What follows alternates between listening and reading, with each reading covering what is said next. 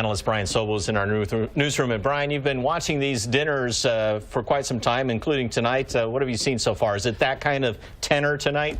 Yes, I mean, both Hillary Clinton and Donald Trump are trading barbs and jokes, and some of them are cut a little deep, but you're hearing a smattering of laughter and even a couple of boos in the audience tonight, but pretty typical of these dinners. Let's talk about last night. Trump made news during last night's debate when he said he might not be willing to accept the outcome of the election, and today he walked back from his statement. What do you make of that, Brian? Well, first of all, that was an unfortunate thing to say last night and to even discuss. The idea that you might not accept the results of the election cuts pretty deeply across party lines. Republicans don't like hearing that. Democrats don't like hearing that.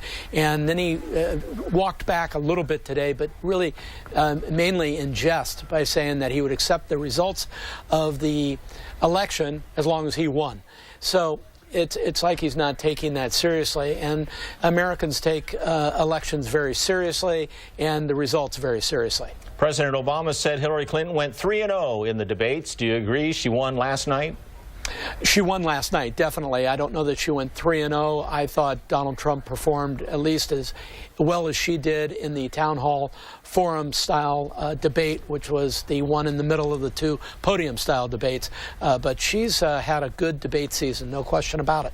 Yeah, the Clinton campaign is feeling confident right now with just less than 3 weeks to go before the election.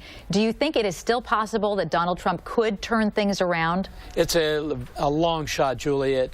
Mathematically, he's in a lot of trouble in the swing states. He's got a lot of work to make up what damage has occurred, not just last night, but over the last few weeks, with statements made that are really resonating with people as being ones you don't want to necessarily hear out of a presidential aspirant or a president. Do you think what's going on at this dinner could be the beginning of a softening of the campaign in these final 19 days, or do you think the gloves are going to stay off, at least as far as Donald Trump is concerned? Well, I think they're going to stay off. The people going to these dinners sort of set aside things for 3 or 4 hours. I thought it was sort of amusing. You know, there's a cardinal sitting between these two people. Maybe it took a cardinal to keep the peace. I don't know. All right, well, we will get more. We always appreciate your perspective. So much to talk about in these final days of the campaign. Absolutely. Brian, thank you. You're very well.